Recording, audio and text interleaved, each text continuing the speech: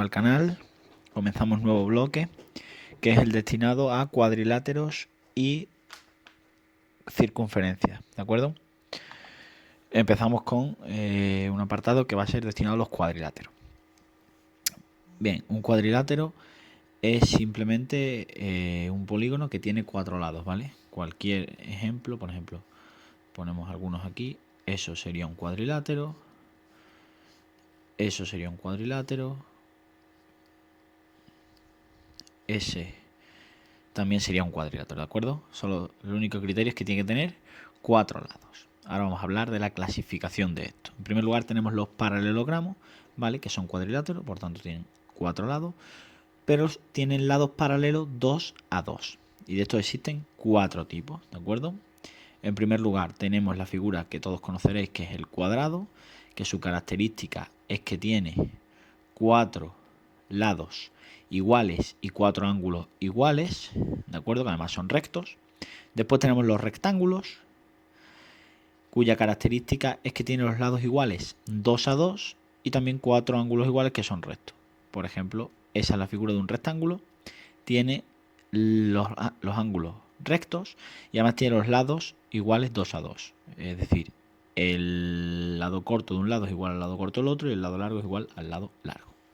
Además de eso tenemos el rombo, que tiene 4 lados iguales, ¿de acuerdo? Pero los ángulos son iguales 2 a 2. Entonces, por ejemplo, un rombo sería algo así, ¿de acuerdo? Donde los ángulos, ¿vale? Me ha salido un poco parecido al cuadrado, pero en principio debería tener 4 lados iguales y ángulos iguales 2 a 2. Es decir, estos dos serían iguales y los otros dos serían iguales, los ángulos.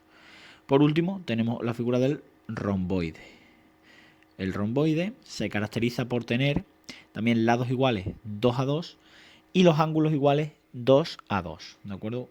El típico romboide que se suele dibujar es algo así, donde tenemos los lados paralelos, como veis, 2 a 2, ¿de acuerdo? Y luego aquí los ángulos también son, estos son obtusos y estos son agudos y son iguales 2 a 2. Ese con este y este con este.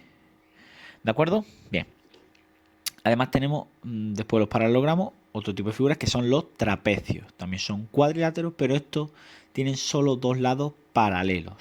En el caso de los cuadriláteros son los 4 lados paralelos y en este caso son los lados paralelos, pero solo 2. Tenemos 3 figuras, ¿de acuerdo? Vamos a hacer 3 bloques. La primera figura es el trapecio rectángulo, ¿vale? Cuya característica es pues que tiene dos ángulos rectos.